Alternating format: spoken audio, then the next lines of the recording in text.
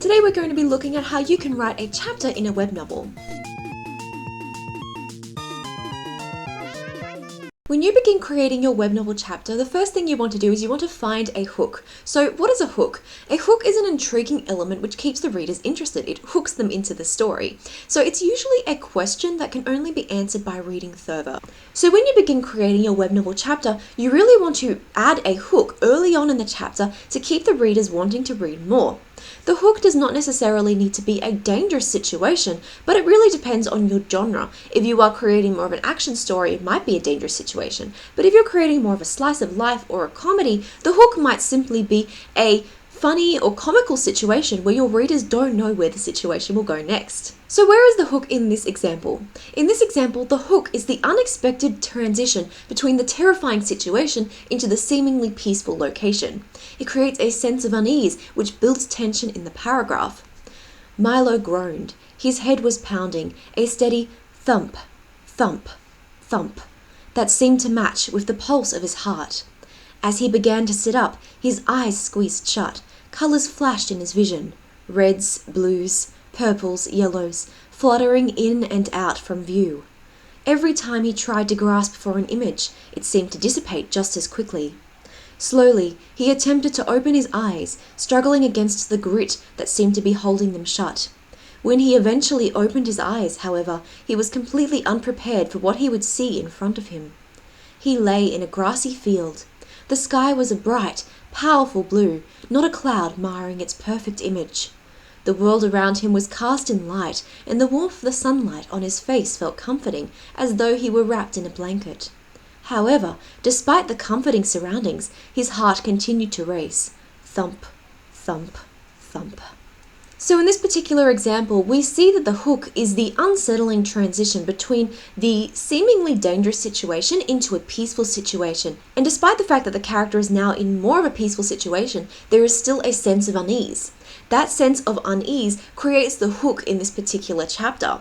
It's where the character is faced with a potential danger in the unknown and is unsure how they will resolve it. So when you are creating the hooks in your chapter, the hook does not necessarily need to be a threat of the unknown, but the hook does need to be a suspenseful situation, a potentially dangerous situation, which leaves the readers on the edge of their seats. Now let's talk about how we can use the Kishotenketsu structure within the chapter.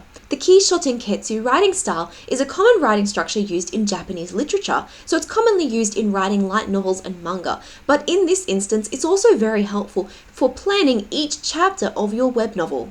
So I would recommend using this kind of structure when you begin writing the chapters in your web novel. We have Ki, introduction. So when writing your web novel chapter, this is where you'll introduce the main characters within the scene and their focus and goal of the chapter. In every chapter, you should give your characters a main goal and focus that they'll need to work towards throughout the chapter. While your characters will likely have a main story goal, they should also have individual, smaller chapter goals as well. So ask yourself, what do my characters want to accomplish in this chapter? And that is where you should put your character's focus within it. Next we have Sho, development, which is showing how your characters make progress towards their goals. And this is why it's so important for your characters to know their goals before you begin writing the chapter, because with every movement and every action they take, they should be making progress towards working towards that goal. This will help to keep the pacing in your story and build momentum throughout the chapter. Then we have twist, which is when your characters are faced with a sudden challenge or plot twist. This is one of the most important elements in the chapter, and this is when your characters are working towards the situation and then suddenly everything turns around. Suddenly the situation that they thought they knew turns in a dramatic way. Now once again, this really depends on the genre you're creating. So in an action or a shonen series, this might be a really dramatic plot twist where your character is suddenly faced with an unexpected challenge. But then if you're creating more of a shoujo or maybe a comedy, the comedy aspect might be that suddenly they thought they knew how things would work out, and then all of a sudden things get much worse than they expected, in a very comical sense. Or in a shoujo story, this might be that your character got up the courage to tell their crush how they feel, but at the very moment when they're about to say it, something interrupts them. there is a plot twist. So when you're creating the plot twist in your chapter, try and think of a minor challenge or a plot twist or an unexpected situation that might happen to turn the scene around and create an unexpected note in your story. And then we finally have ketsu, the resolution.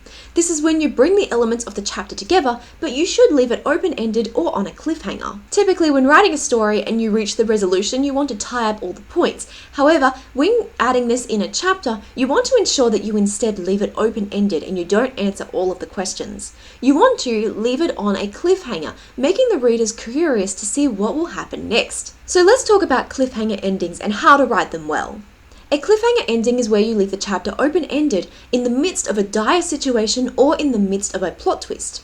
This creates a stronger introduction when you write the chapter that follows it. So let's take a look at this example that I wrote earlier. When the world came back into focus around him, the grassy field had given way to a rocky outcrop.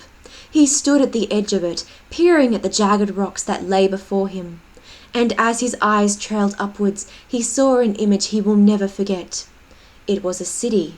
His city, but it was burning.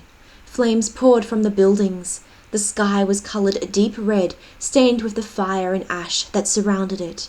The ground rumbled beneath him, and he realised that it mirrored the image he saw in front of him.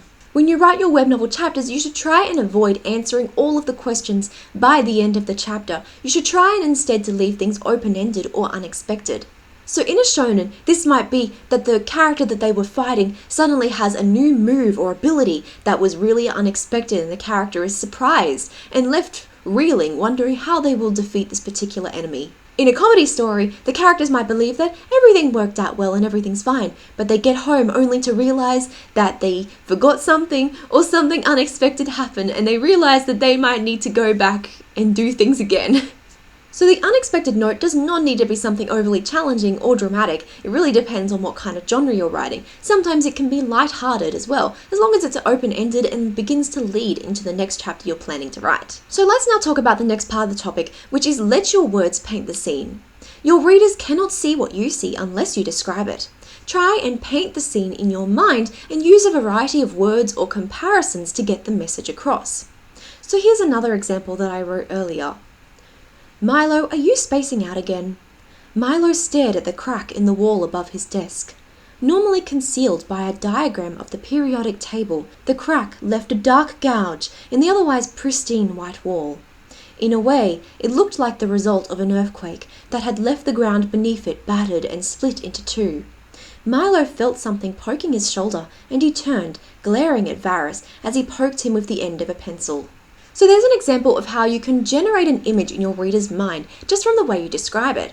So in describing the scene, try to avoid really telling the audience what they should be seeing, and instead try to describe it in a way that lets the readers make up their mind for themselves. So for example, when you describe your character's appearance, rather than telling the audience directly how your character looks, you can instead describe the choices that your character makes, which would imply the way your character looks. So for example, if your character has long hair, maybe they tie their hair off their face before they do something, and this would imply that your character has long hair. Or you can make comparisons. If your character has hair that's blue, maybe your character or someone else compares their hair to the color of the sky. And then if your character is able to run for great distances, maybe they are someone who is very athletic. So this is a way to sort of imply descriptions rather than directly telling your audience. So you're not telling your audience, this character is athletic, this character has blue hair, this character has long hair. Instead, you are showing it through the scene and allowing your audience to paint the picture for themselves. And this goes for any kind of descriptions you write, whether it be buildings, locations, characters, or objects. You can try and imply rather than tell your audience exactly how the object should look. So let's take a look at how to find the balance between showing versus telling. Showing is when you allow your audience to understand what is happening through what is implied. They feel the scene rather than being told how to feel. So here is another example I wrote, and you can see how it is more shown rather than told how the characters are reacting in the scene.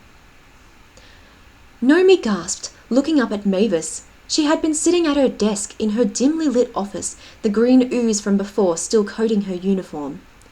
How did you know I was here? Mavis glanced down at the green footprints left behind by Nomi's boots, staining the carpet. Nomi sighed. Sorry, I'll get that cleaned up. She rose from the desk, walking to find where she kept the electro mop. Mavis continued to stare at her back, and Nomi felt her eyes through the back of her head. Stop staring at me, she glared back at her. Just tell me what you want. You're not acting like yourself. In fact, you've been out of it all day. What's it to you?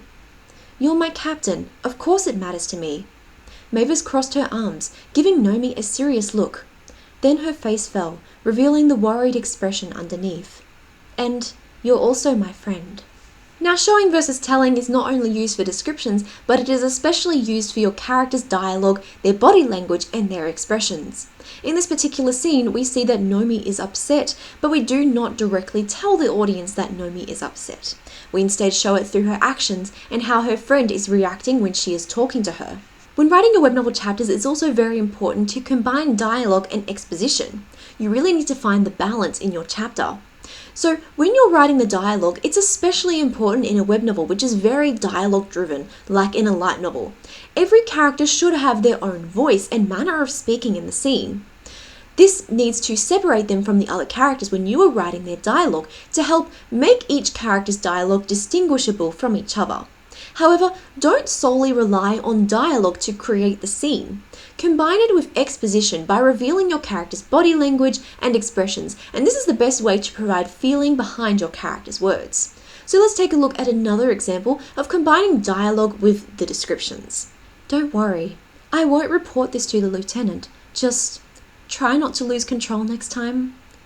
Nomi couldn't reply. Shame washed over her, but she hid the expression of guilt just as quickly. She stood up, walking past Mavis. Mavis always kept her cool. She never got angry when facing a troll, and instead dealt with it in a clean and efficient manner.